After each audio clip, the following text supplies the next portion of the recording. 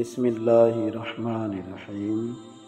اقتربت الساعۃ وانشق القمر، القمر آیت نمبر 1 اور 2۔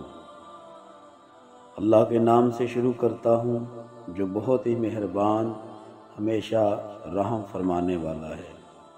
قیامت قریب آ گئی ہے اور چاند شق ہو گیا، اور اگر وہ کوئی نشانی دیکھتے ہیں تو منہ پھیر لیتے ہیں اور کہنے لگتے ہیں یہ بڑا زبردست جادو ہے۔ علامہ قرطبی نے حضرت اما عائشہ صدیقہ سے نقل کیا ہے کہ ایک دفعہ مشرکوں کا ایک وفد جس میں ولید بن مغیرہ، ابو جہل، عاص بن وائل، اسود بن مطلب، نضر بن حارث اور ان کے دیگر رؤساء قریش تھے، حضور صلی اللہ علیہ وسلم کی خدمت اقدس میں حاضر ہوئے اور کہنے لگے اگر آپ سچے ہیں تو چاند کو 2 ٹکڑے کر کے دکھائیے۔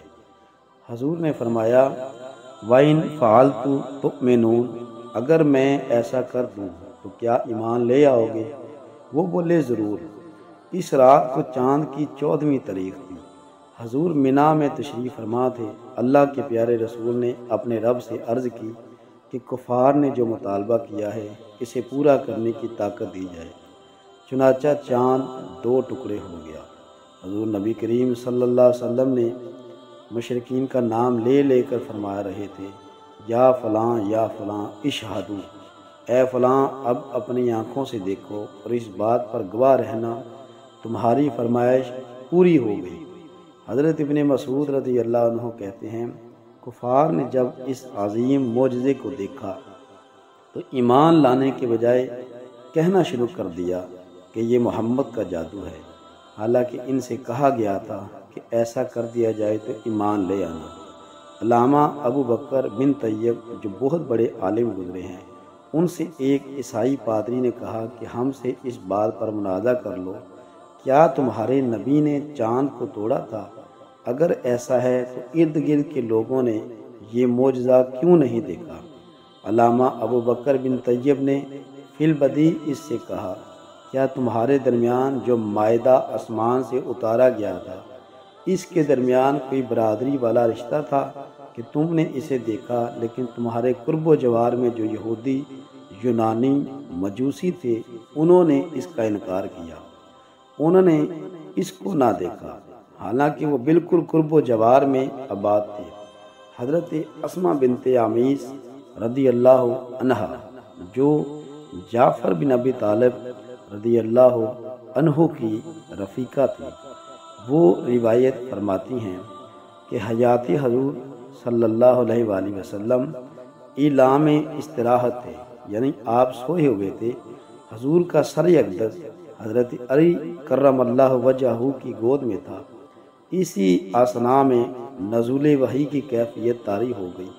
سیدنا علی کرم اللہ وجہہ نے ابھی عصر کی نماز نہیں پڑھی تھی، لیکن آپ نے یہ جسارت نہ کی کہ اپنے آقا کو بیدار کریں۔ چنانچہ سورج ڈوب گیا۔ اس کے بعد سرور عالم بیدار ہوئے تو علی مرتضیٰ سے پوچھا اے علی تم نے عصر کی نماز پڑھی؟ عرض کی یا رسول اللہ نہیں۔ رحمت عالم صلی اللہ علیہ وسلم ہم نے اپنے رب کریم کی بارگاہ میں عرض کی اللہم انہ کان فی طاعتک و طاعت رسولک فردد علیہ الشمس، اے اللہ علی مرتضیٰ تیری اطاعت اور تیرے رسول کی اطاعت میں تھا، مہربانی فرما کر سورج کو واپس لوٹا دے تاکہ تیرا یہ بندہ نماز عصر ادا کر سکے۔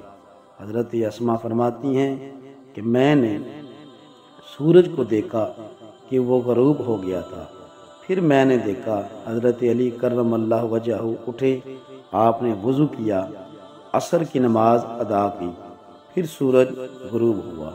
یہ واقعہ اس روز پذیر ہوا جب کہ سرکار دو عالم خیبر فتح کرنے کے بعد صحابہ کے مقام پر تشریف فرما تھے۔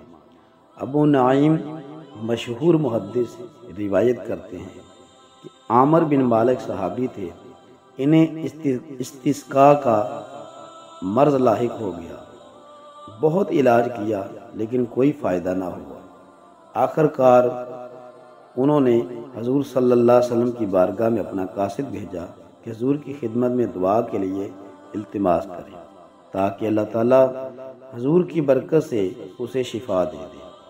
جب وہ قاصد حضور کی خدمت میں پہنچا، اس کا حال زار بیان کیا تو رحمت عالم صلی اللہ علیہ وسلم نے زمین سے کچھ مٹی اٹھائی، اس میں اپنا لعاب دہن ڈالا، پھر اس قاصد کو دے دی اور فرمایا یہ لے جاؤ اور عامر کو جا کر دے دو۔ وہ قاصد حیران رہ گیا، اس نے سمجھا شاید حضور نے میرے ساتھ مذاق کیا ہے، لیکن وہ مٹی لے کر عامر کے پاس گیا۔ وہ عامر کے پاس اس وقت پہنچا جب وہ جانے بلب تھا، یعنی مرنے کے قریب تھا، اور موت اس کے دروازے پر دستک دے رہی تھی۔ اس نے اس مٹی کو پانی میں ملایا، پھر اس کو پی لیا۔ حضور کی برکت سے اللہ تعالیٰ نے اسی وقت اسے شفا یاب کر دیا۔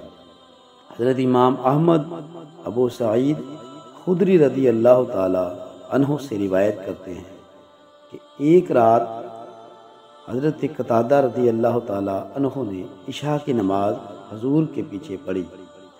رات بڑی تاریک تھی، بادل چھائے ہوئے تھے۔ حضور نے انہیں ایک ٹہنی عطا فرمائی اور فرمایا گھر جاؤ، یہی تمہارے راستہ کو روشن کرے گی۔ اس کی روشنی 10 گز آگے اور 10 گز پیچھے تک پھیلی ہوگی۔ جب تم اپنے گھر میں داخل ہو، وہاں ایک سیاہ چیز نظر آئے گی، اس کو مارنا اور گھر سے نکال دینا، کیونکہ وہ شیطان ہے۔ حضرت قتادہ رضی اللہ عنہ اس شب دجور میں حضور کے پاس سے نکلے۔ وہ شاخ ان کے ہاتھ میں تھی، اس سے روشنی نکل رہی تھی جو ان کے آگے پیچھے روشنی پھیلا رہی تھی۔ جب گھر میں داخل ہوئے تو حضور کے ارشاد کے مطابق ایک طریق حیولہ انہیں نظر آیا۔ انہوں نے اسے مار مار کر اپنے گھر سے باہر نکال دیا۔